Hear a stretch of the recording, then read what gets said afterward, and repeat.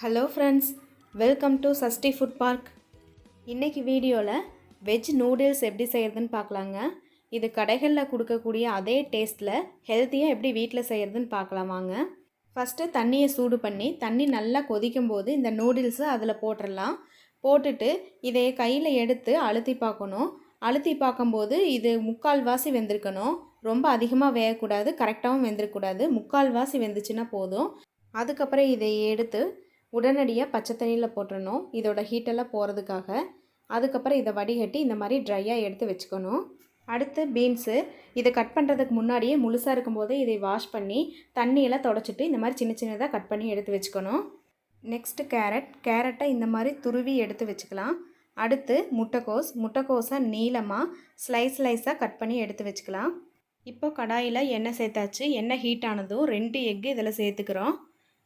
எக்கை உடச்சி ஊற்றிக்கலாம். எக்கு சேர்த்ததுக்கப்புறம் எக்கை இந்த மாதிரி நல்லா கலந்து விட்டுறலாம். இதுக்கப்புறம் நம்ம வச்சுருக்க வெஜிடபிள்ஸ் ஆட் பண்ணுறோம். 1 கை அளவு முட்டைக்கோஸ், அதில் பாதி அரை கை கேரட், அரை கை பீன்ஸ். இதை சேர்த்துட்டு இதை நல்லா வதக்கிக்கலாம். வெஜ் நூடுல்ஸ்ன்னு சொல்லிட்டு எக்கு சேர்த்துருக்குன்னு நினைக்க வேண்டாம். எக்கு சேர்த்து தான் வெஜ் நூடுல்ஸில் கொடுப்பாங்க.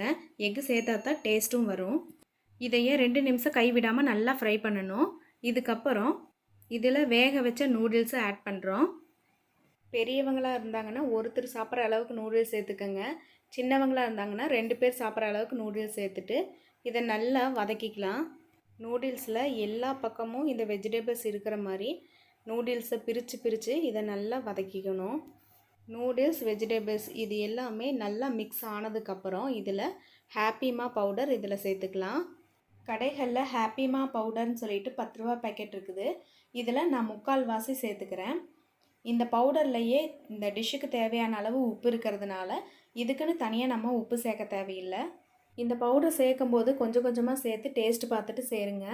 உப்பு அதிகமாகிடக்கூடாது. பவுடர் சேர்த்து எல்லா பக்கம் ஈவனாக இருக்கிற மாதிரி மிக்ஸ் பண்ணியாச்சு. அவ்வளோதாங்க. இப்போ நமக்கு வெஜ் நூடுல்ஸ் ரெடி ஆயிடுச்சு.